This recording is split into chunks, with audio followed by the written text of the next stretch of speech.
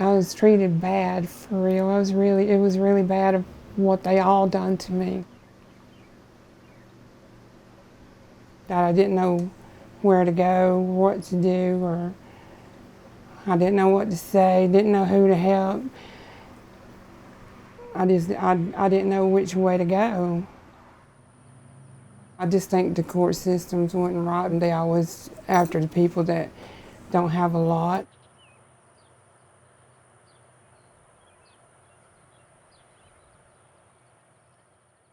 Private probation is an industry that has been set up to collect money both for municipalities and for private for-profit corporations. However, this probation company really only exists as a debt collector. Two people come to court. They both got a $100 speeding ticket for exact same offense. The person who can pay right there in court walks over to the clerk of the court, gives them $100 and leaves. They don't have anything else to do. That case is over. If you don't have that $100, you get in the private probation line. Exact same crime. But now you're being charged a sign-up fee, $15 to $20, a monthly probation fee of $45 a month. So if you brought me $50, $5 goes toward your ticket and $45 goes to your probation fee. So you get into a gigantic payday loan with jail time. So it's a ridiculous system, and the fact that you can't pay a fine and now they're imposing on you additional fees, essentially criminalizing the person as if they've done something wrong when really their only crime is they're poor. Roxanne started out with 3 tickets for $520, court costs of $662, and additional fees of $450 for missing her court date. But by the end of the time that she had paid JCS, she paid JCS over $600 additional dollars just for the privilege of being on their payment plan. So in total, she paid over $2,200 for these 3 tickets. I was paying $145 a month for a couple of years. They was taking like 25% of my check. Every time I get money, I go and give it to them. I would take them $20, $30, anything that I had, I'd take it and give it to them. Get this, they know I don't have no license. They know I can't get insurance. They know that I can't drive. But yet they sent me from here to Jemison to pay my fine. And I'm thinking, well, I'm gonna get stopped.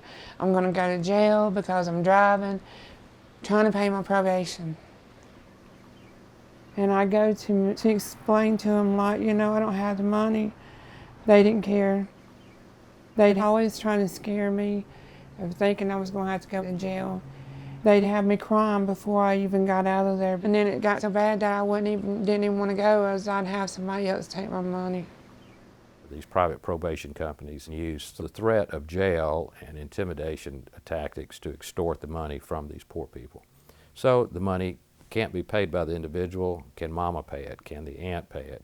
Can you sell blood to get it? Whatever it takes, because the result, if you can't, is escalated threats and many times imprisonment. Private probation came about because no politician wants to say, hey, we're going to tax you some more because we can't afford to maintain daily operations of our courts. And so all of a sudden they got this great idea. These private people came in and said, hey, we'll run it for you, and we'll in essence be your collection agent, and you won't have to do a thing. We'll do everything, and you'll get money, and you will get your fines paid. The criminal justice system is always with its arm out and has moved away from being funded by state government, city government, normal tax collection, to let's see how much we can finance the criminal justice system on the backs of the people least able to pay, and that is the defendants, the people that run through the system. I was having lunch with Judge Stephen Wallace one day, and we were talking about the burden of criminal justice debt. And Judge Wallace said, I bet most of my people that come before me don't even have a bank account. And I said, well, why don't we ask them? We wanted to know where they were getting money to pay all these fines and costs. At the same time, we wanted to know what were they foregoing.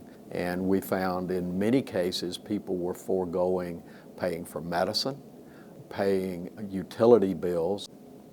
In addition, we asked if you committed crimes for the purposes of getting money. 17% statewide said that they had committed crimes to pay for their fines and costs and probation services. The proceeds from this illegal activity were being put back into the criminal justice system. My bills was not stopping. I live by myself. My bills don't stop because I'm not working. And because I'm sick, my bills still ain't gonna stop. They cut my power off, they cut my water off, I get them back on. And it was just constantly battling, trying to see which bill I was gonna pay. I cried all the time. I cried all the time because I didn't know what to do. I didn't know where to go. And I had nobody to help me. I had no money, and I was sick.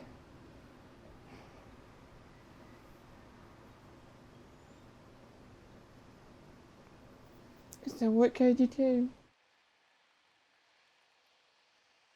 What they do is they create distrust and angst in the local community, and certainly distrust of the judicial system, which have far-reaching, terrible effects.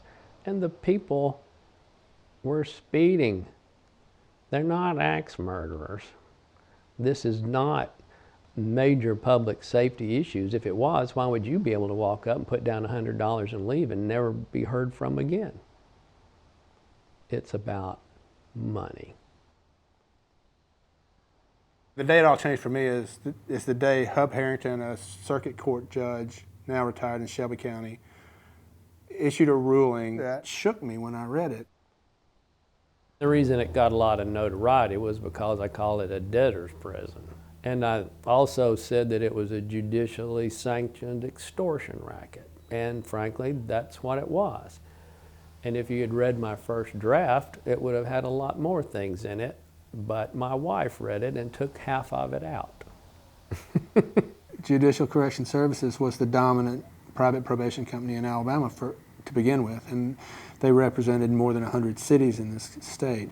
After Judge Harrington, after publicity, after lawsuits, they decided it was too hot and got out of Alabama. But there are other companies in Alabama who are also doing the same thing. Y'all know they done took the building down? I went through there the other day and it's like this, nothing there. They done tore the whole building down. And I was like, wow, they tore the building down. That was a relief too, just to see the building gone.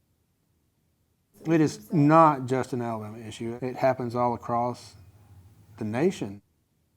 Where there's hope is that there is more attention being paid to it now. All it takes is a few people to stand up in a compelling way, and people will start to pay attention. I think when we treat people in our society differently based on the amount of money they have, it really is a huge problem for justice, and it's something that all of us should care about. These are our neighbors and our other people that live in our cities, and we should be considering their problems, their needs, and their ability to sort of have these sorts of interactions with the court system that don't result in years upon years of additional fines or result in them going to jail. It's no crime to be poor in this country. Most of our families were poor at some point, and you can't discriminate against a person because of their poverty. You can't have a two-tiered system of justice, and one that benefits those that can pay and one that disadvantages people that cannot pay. And I think we can all agree that we don't want a judge that we come before to be seeing us as a dollar sign and how much money we can get out of this individual. That destroys the faith of, what it should be about. And it destroys the confidence people have in their institutions.